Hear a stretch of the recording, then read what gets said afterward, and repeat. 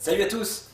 Bon, j'espère que les toubibs vous en veulent pas parce que vous leur avez dit que le poids n'avait rien à voir avec des kilogrammes, mais bon, hein, c'est vous qui voyez. Allez, c'est parti.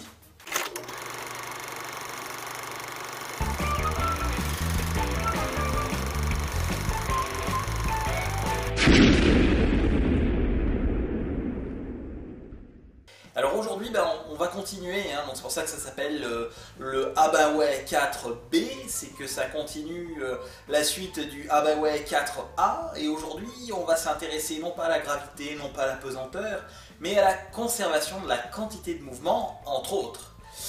Vous allez voir qu'en fait, dans le film Gravity, il y a un petit passage qui m'a laissé un petit peu bizarre comme ça en le regardant. Et puis je me suis dit, mais faut que j'y revienne. Donc il s'agit de ce passage-là qu'on va repasser maintenant. Donnez-moi la main. C'est bon, je vous ai. Pas ici. Ok. Merde. Je vous tiens.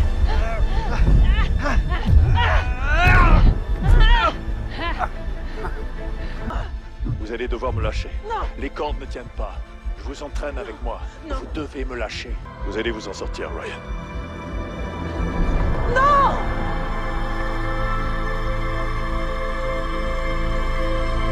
Voilà, et ben là on va juste travailler sur ce passage pour savoir si c'est physiquement faisable ou pas. Et c'est là que vous comprenez que le métier de physicien c'est quand même vachement difficile. Donc tout d'abord, je rappelle le principe fondamental de la dynamique qui dans un référentiel galiléen s'exprime comme ceci en 1. La somme des forces appliquées au système est égale au produit de la masse par le vecteur accélération. Dit autrement, en tout cas sous la forme qui est présentée actuellement à la diapo, eh bien c'est simplement la variation au cours du temps du vecteur mv qui est le vecteur quantité de mouvement. La deuxième expression qu'on va utiliser, c'est le théorème de l'énergie cinétique qui nous dit que la variation d'énergie cinétique entre un point B et un point A est égale à la somme des travaux des forces exercées sur le trajet pour aller de A à B. Et on va voir très rapidement que c'est en fait une conséquence directe du principe fondamental de la dynamique. Enfin, la troisième loi qu'on peut utiliser, c'est la conservation de l'énergie mécanique, avec le fait que l'énergie mécanique, c'est la somme de l'énergie cinétique plus l'énergie potentielle. Bien, donc voici une trajectoire dans l'espace, et on s'intéresse à un instant donné à un point de cette trajectoire.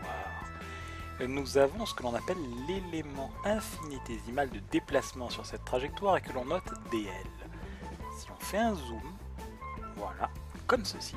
Alors pour pouvoir calculer la vitesse à cet endroit-là, eh bien c'est simplement la distance parcourue divisée par le temps parcouru dans cet intervalle de temps ultra court. Et ça se note eh bien, une petite variation de position L par une petite variation de temps. Et ça, c'est en fait la vitesse instantanée de notre mobile sur la trajectoire. Alors maintenant on revient sur le principe fondamental de la dynamique, et en fait comme c'est pas forcément tout le temps très pratique, c'est des forces, donc il faut projeter sur des x, des y, etc. et des cosinus, des sinus, on comprend pas bien, des fois c'est compliqué. Là on va essayer notre approche, donc on va projeter sur ce vecteur dl, qui est un vecteur déplacement élémentaire, et du coup on va avoir des produits scalaires à gauche et à droite de l'égalité. Le dt qui est au dénominateur peut se déplacer puisque c'est une division, donc on va le mettre tout à fait à droite, et là à droite on reconnaît dl sur dt qui n'est ni plus ni moins que la vitesse. Le membre de droite c'est v scalaire différentiel de mv, mais ça c'est simplement le différentiel d'un demi de mv2. Bien, alors là maintenant on a deux membres, membre de gauche, membre de droite. Le membre de gauche, on va appeler ça une variation de travail élémentaire des forces F, et on les somme sur toutes les forces. Et sur la partie droite, eh bien, c'est une petite variation d'énergie cinétique. Si bien que localement, le théorème de l'énergie cinétique peut mettre sous cette forme. Bon, là, ok, on l'a exprimé localement en un point de la courbe. Nous, ce qu'on aimerait, c'est intégrer ça sur toute la trajectoire de A à B. C'est exactement ce qu'on va faire. En mathématiques, on va intégrer membre de gauche et membre de droite, comme ceci. Alors là, il y a une toute petite subtilité qui exploite la linéarité de l'intégrale, c'est-à-dire que l'intégrale d'une somme, c'est la somme d'une intégrale, comme ceci, donc ça revient à permuter ces deux symboles.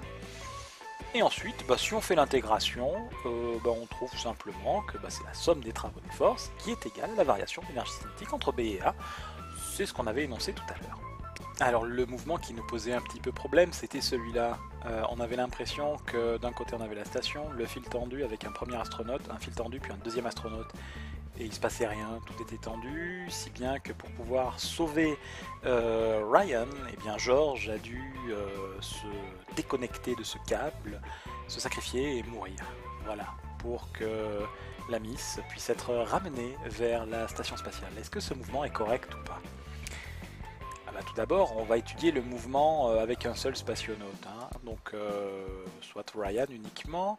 Alors là, il est relié à la station par un câble, mais il n'est pas tendu, donc il n'exerce aucune force pour le moment. Et du coup, Ryan, elle a une certaine vitesse V, hein. Elle a une masse M1. Quelles sont les forces qui s'appliquent sur elle? Vous allez me dire, la gravité, et je vous vois venir de loin.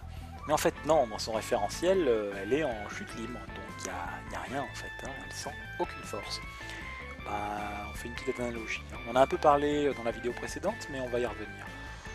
Regardez, ici on a un ascenseur avec une personne dans l'ascenseur, hein, qui, du coup, elle est bien plaquée contre le sol. Hein, voilà. Maintenant, si au temps t égale 0, on coupe le fil qui relie l'ascenseur. C'est pas terrible, vous me direz, mais pour les besoins de l'expérience, on va s'en contenter. Au bout de quelques secondes, la personne à l'intérieur, imaginez qu'elle se réveille, elle va flotter dans ce caisson en fait, puisque à la fois le caisson et à la fois cette personne sont en chute libre. Et comme on sait que la chute libre en l'absence de frottement ne dépend pas du tout de la masse, les deux vont tomber à la même vitesse. Donc du coup, la personne va avoir l'impression de flotter. Donc elle aura l'impression qu'elle ne ressent aucune force. Bon, si on continue le mouvement, elle va s'éclater, ça va faire mal.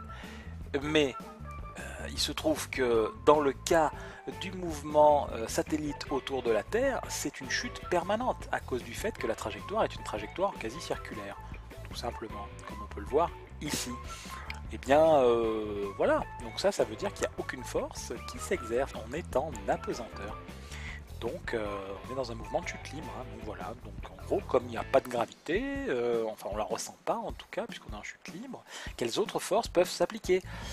Donc aucune, je vous ai dit, en état d'apesanteur, donc on est dans un système qui est pseudo-isolé. Or vous vous rappelez que la somme des forces c'est la dérivée de l'impulsion ou de la quantité de mouvement, on appelle ça par rapport au temps.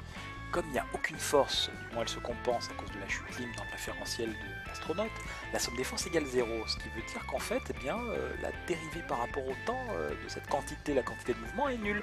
Ce qui veut dire que la quantité de mouvement, P1, est une constante du mouvement, elle est conservée. Donc tant qu'il n'y a pas de force qui s'exerce sur Ryan, Ryan se déplace en ligne droite. Sauf qu'à un moment donné, il va y avoir un câble qui va être tendu.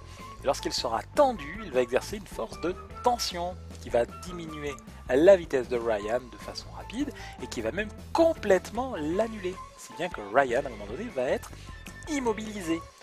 Voilà. Bon, c'est pas tout à fait fini maintenant. Si on applique le théorème de l'énergie cinétique, la variation de vitesse entre B et A, c'est égal à la somme des travaux des forces. Très bien, il n'y a qu'une seule force, donc c'est le travail de cette force de tension. Ok, et la vitesse à B, donc c'est-à-dire lorsque la tension s'applique, est nulle. Si bien qu'il y a un travail qui va être négatif, et donc elle va le voir comme un frein, si vous voulez, hein, cette force de tension. Mais du coup, cette énergie, comme elle se conserve, elle va être stockée dans le câble, en fait, hein, qui va se tendre. Et ça va pas rester comme ça, hein, ça va se retransformer en un autre type d'énergie. Hein? Oui. Cet autre type d'énergie, ça va être en fait comme un ressort, hein. Le câble va se tendre et puis après il va se déformer élastiquement et du coup Ryan va revenir vers la station. Comment on le voit? Allez, on peut le voir avec le principe de l'action-réaction. Vous avez ici action, hein, je fais un petit zoom, action, voilà, Ryan va être rappelé par la station. Si elle est rappelée, c'est bien qu'elle va inverser sa vitesse pour aller de l'autre côté. Sinon, il n'y aurait pas de tension qui l'amènerait de ce côté-là. Et il n'y a pas d'autre force, donc il n'y a qu'une tension. La tension, ça la pousse vers la droite ici. Bon, de notre côté, action-réaction, le système est isolé. On voit que la station, elle, en appliquant le principe de l'action-réaction, elle va ressentir la force moins T. C'est bien que du point de vue de la navette, l'énergie cinétique initiale était nulle. L'énergie cinétique finale ne l'est plus, et le travail va être le travail moteur pour cette station, si bien que à la fin l'énergie cinétique initiale de Ryan se convertit en énergie cinétique finale de la station, et à cause des rapports des masses, finalement la vitesse finale de la station va pas être énorme, hein, d'accord, en fait on va même carrément quasiment la négliger, mais bon, à cause du câble, Ryan va être attirée vers la station, ça va ressembler un petit peu à un ressort, donc en fait elle va pas rester perchée au fond de son fil comme ça sans rien. Maintenant revenons au problème initial, hein, le problème où il y avait en plus George qui était accroché à Ryan et tendu. Hein, je vous rappelle que voilà, là quand le premier câble est tendu, il exerce une force de rappel sur la droite, une tension. Mais il se trouve que quand le câble est tendu, il va aussi y avoir une force de tension T' exercée par George sur Ryan, on est d'accord. Donc du coup Ryan elle va avoir deux forces. Mais du coup, dans le référentiel de notre ami George, eh bien, lui aussi il va sentir une tension, et donc du coup, qu'est-ce qu'il va se passer? Je vous le donne en mille et mille. Comme il n'y a pas d'autre force qui s'applique sur le système, et si on regarde uniquement George, il est soumis à une tension T seconde. Et cette tension T seconde va le ramener vers la droite. Voilà, tel un ressort. Ça veut dire quoi? Ça veut dire que dans le film, quand George a été obligé de se séparer de Ryan et de se sacrifier, on peut dire que c'était peut-être pas la meilleure option et qu'il est mort pour rien. Voilà, c'est tout. Et voilà, c'est déjà fini. Alors, c'est pas complètement fini pour la série, puisqu'il y a un 4C qui est prévu dans quelques semaines et qui parlera de rotation en fait. Et écoutez, pour patienter, j'ai envie de vous dire. Patienter, quoi, hein, voilà, c'est tout, il n'y a rien d'autre, hein, voilà, on patiente. Et surtout, on n'oublie pas de rester critique.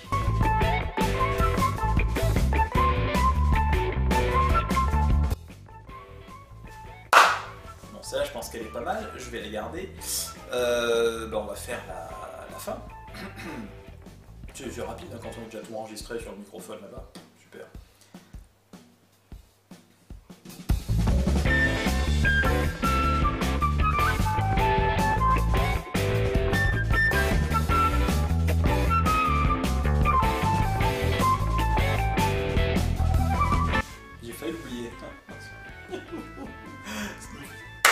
Bien.